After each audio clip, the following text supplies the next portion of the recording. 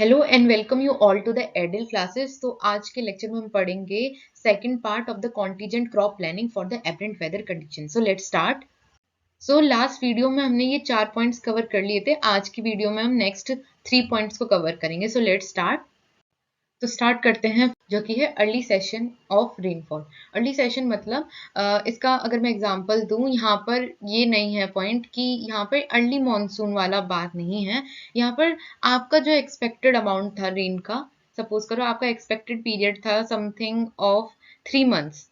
3 months में भी अगर मैं बोल लूं कि सपोज आपको पता है कि जो बारिश है जून टू अगस्त पड़ती है, ठीक है, जून जुलाई अगस्त, ठीक है, इन 3 महीने में पड़ती है। अब हुआ क्या, बारिश पड़ी, जून से लेके अगस्त तक पड़ी, लेकिन हुआ क्या, वो जल्दी विड्रॉल कर गई, फर्स्ट वीक ऑफ अगस्त में ही वो रुक गई, उसके बाद पड़ी ही नहीं बारिश। तो अब यहाँ तो हमारे पास अनएक्सपेक्टेड कंडीशन आ गई, यहाँ तो अर्ली सेशन हो गया रेनफॉल का। अब क्या करें, अब क्या सोल्यूशन हम कर सकते हैं? तो सबसे पहले अगेन आप शॉर्ट ड्यूरेशन की वेराइटीज पे ही ध्यान दें, क्योंकि वो जो है बेटर सर्वाइव कर जाती हैं, ठीक है। तो वो बेटर सर्वाइव कर जाती हैं, उनका जो है लाइफ साइकिल इतना शॉर्ट होता है कि थोड़े बहुत ऊपर नीचे चल जाता है। अगला पॉइंट आता है मल्चिंग करना। मल्चिंग से क्या होता है, जो मॉइस्चर था ऑलरेडी बारिश की वजह से सॉइल के अंदर, वो रिड्यूस ना हो through the evaporation process. Okay, evaporation क्या होता है, हमारा वाटर लॉस हो जाना, ठीक है। तो उससे सॉइल से हमारा वाटर लॉस ना हो, इसके लिए हम मल्चिंग करते हैं। अगला पॉइंट आता है, हम लोग क्रिटिकल स्टेजेस पे इरिगेशन दें। मिटिगेट का मतलब होता है, ऑलरेडी बता रखा है, कम करना। तो जो ड्रॉट का स्ट्रेस पड़ता है एकदम से क्रॉप पे कि भाई अब कैसे करेंगे, पानी तो है ही नहीं, तो वो उसको जब भी हम लाइफ सेविंग इरिगेशन देते हैं कि ले भाई तू थोड़ा सा पानी रख ले लेकिन सर्वाइव कर जा, तो प्लांट भी क्रिटिकल स्टेज ऐसे ही काम करता है कि इन इन स्टेजेस पे आप पानी दे दीजिए और जो है हमारा क्रॉप सर्वाइव कर जाएगा आगे। नेक्स्ट पॉइंट आता है एडजस्ट करना प्लांट पॉपुलेशन को according to the water available. जितना पानी अवेलेबल है आप उस हिसाब से प्लांट पॉपुलेशन को एडजस्ट करिए। प्लांट पॉपुलेशन क्या होता है, प्लांट डेंसिटी मतलब number of plants per unit area, sorry, number of plants per unit area, plants per unit area, इसको आप कम करें। अब ये कैसे करते हैं, प्लांट टू प्लांट का डिस्टेंस वो एक तो बढ़ा दें, दूसरा है रो टू रो डिस्टेंस, जो दो रो के बीचेस में, जो दो रो के बीच में डिस्टेंस है वो बढ़ा दीजिए, और प्लांट टू प्लांट के बीच में जो डिस्टेंस है वो बढ़ा दीजिए बाय थिनिंग, ठीक है, छटाई कर दीजिए। तो उससे क्या होता है, प्लांट पॉपुलेशन घटी पर यूनिट एरिया, जिससे क्या है, सॉइल में जो रूट्स रहेंगी वो वाटर के लिए एक दूसरे से फाइट नहीं करेंगी, कंपटीशन नहीं रहेगा, तो पानी जो है बेटर यूज हो पाएगा। क्रॉप डाइवर्सिफिकेशन बहुत अच्छा पॉइंट है इसमें। क्रॉप डाइवर्सिफिकेशन से क्या है, फार्मर्स को ये हेल्प मिलेगी कि अगर कोई क्रॉप जो है फेल हो गई, यहाँ पे तो एक एग्जांपल है कि 1 अगस्त तक ही नहीं, लेकिन उससे पहले हो जाए तो बहुत दिक्कत हो जाएगी ना, पूरा अगस्त नहीं मिली, उससे पहले भी नहीं मिली, तो कैसे होगा। तो क्रॉप डाइवर्सिफिकेशन इसमें बहुत काम आता है। क्रॉप डाइवर्सिफिकेशन से क्या हेल्प मिलती है कि अगर ये वाली क्रॉप सर्वाइव नहीं करी, सपोज वन क्रॉप सर्वाइव नहीं करी तो दूसरी कर जाएगी, तो क्रॉप डाइवर्सिफिकेशन में ये हेल्प मिलता है, ठीक है। तो ये कुछ पॉइंटर्स थे for the early session of rainfall. अगला पॉइंट देखते हैं, प्रोलॉन्ग ड्राई स्पेल। इसमें तो बारिश पड़ी ही नहीं, इधर तो लंबा समय के लिए सूखा है, तो यहाँ पर क्या सोल्यूशन हम कर सकते हैं। सबसे पहला जो सोल्यूशन रहेगा वो रहेगा ऑल्टरनेट रो थिनिंग का। सपोज ये हमारी प्लांट की रोज हैं, तो यहाँ पर क्या है, ऑल्टरनेट रोज को हटा देगा फार्मर, जिससे क्या होगा, जो बची रोज हैं उनको बेटर मॉइस्चर मिलेगा सॉइल से, वहां पे बेटर अडेप्टेबिलिटी रहेगी, तो वो बेटर ग्रोथ कर पाएंगे। सिंपल सी बात है, कम प्लांट रहेंगे तो पानी ज्यादा अच्छे से ले पाएंगे। दूसरा पॉइंट जो आता है, ये थोड़ा फैंसी वे में लिख रखा है, इसे डरना मत कि कटिंग बैक और rationing irrigation during the severe moisture stress condition. अरे सिंपल सी बात यहाँ पे ये दे रखी है कि आप क्रिटिकल स्टेजेस पे ही पानी दें, क्रिटिकल स्टेजेस पे ही पानी दें।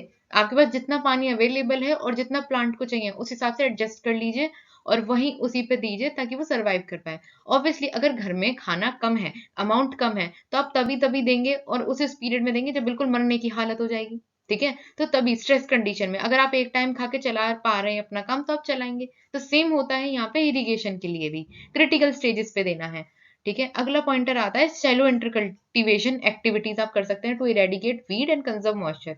शैलो और एक डीप, ये नहीं है कि बिल्कुल खोद रहे हैं अंदर तक हम लोगों ने पूरा, ऐसे तो फिर जो है ज्यादा डीप आपने खोद दिया, इंटरकल्चर ऑपरेशन आपने कर दिए, तो ऐसे तो वाटर लॉस भी हो जाएगा, तो वहां पे तो कंजर्वेशन रहा नहीं। तो शैलो ताकि हम लोग वीड्स को निकाल पाए, इतना ही खोदिए ताकि वीडिंग करें, सबसे अच्छा काम होता है वीडिंग करना है इस समय में, क्योंकि वीड्स को पानी बिल्कुल हम अफोर्ड नहीं कर सकते देना, क्योंकि प्लांट के लिए इस समय बहुत ही ज्यादा क्रिटिकल स्टेज है। तो यहाँ पे आप इरेडिकेट करिए वीड्स को to conserve the soil. Next pointer आता है वाइडर स्पेसिंग। अगेन स्पेसिंग करिए अगर हो सके तो, स्पेसिंग लास्ट वाली स्लाइड में बताया था, सेम इधर है। अगला पॉइंट है हमारे पास, apply urea, spray urea throughout the drought period to support the growth of the indeterminate crops. Indeterminate crops क्या होते हैं, सबसे पहले ये समझ लेते हैं। एक होते हैं डिटर्मिनेट क्रॉप्स, एक होते हैं इनडिटर्मिनेट क्रॉप्स। तो इनमें अंतर ये होता है, जो इनडिटर्मिनेट क्रॉप्स होते हैं ये ग्रो करते रहते हैं, इनकी जो मेन स्टेम है वो ग्रो करती रहती है even after flowering, harvesting of the fruits also. मतलब ये ग्रोइंग सीजन में पूरा एनुअल होते हैं एक तो ग्रोइंग सीजन में जब तक ये ग्रो कर सकते हैं, अनटिल अगर इनका कोई एक्सटर्नल फैक्टर्स अंदर से नहीं, एक्सटर्नली, जैसे कि एग्जांपल मैं बोलूं कि फ्रॉस्ट आ गया, ठंडियां आ गई, तो उसका जर्मिनेशन रोक दें, उसका ग्रोथ को रोक दें, तो ही ये रुकेंगे। वरना इनकी जो मेन स्टेम है ये इनडिटर्मिनेटली मतलब ग्रो करती ही रहती है पूरे ग्रोइंग सीजन पे, इस पे फ्रूट्स आते रहते हैं। इवन अगर हम बोलते हैं तो इस पे एक साथ कच्चे और पके दोनों फल एक साथ आ सकते हैं। जबकि डिटर्मिनेट में क्या होता है, हमें पता है ये इस सर्टेन हाइट का रहेगा, सपोज 100 मीटर का ही रहेगा, इस पे इस टाइम पे फ्लावर आते हैं, इस टाइम पे फ्रूटिंग होती है, और क्या कहते हैं इसमें यहाँ पर हम लोग हार्वेस्ट कर सकते हैं, इस टाइम पे हमें इरिगेशन देना है, तो ये इसमें डिटर्मिनेट में रहता है। इसमें सारे जो फल हैं एक साथ ही पकेंगे। तो इसमें क्या है, यूरिया स्प्रे से जो है ड्रॉट पीरियड में भी हम सपोर्ट कर सकते हैं इनडिटर्मिनेट क्रॉप्स को। तो इनडिटर्मिनेट क्रॉप्स को हम लोग यूरिया से सपोर्ट कर सकते हैं। इधर हमारा क्या काम है, इनडिटर्मिनेट क्रॉप्स में एग्जाम्पल है जैसे कि लेग्यूम्स हो गया, है ना, और दूसरा हमारे वेजिटेबल्स जो रहते हैं वो रहते हैं।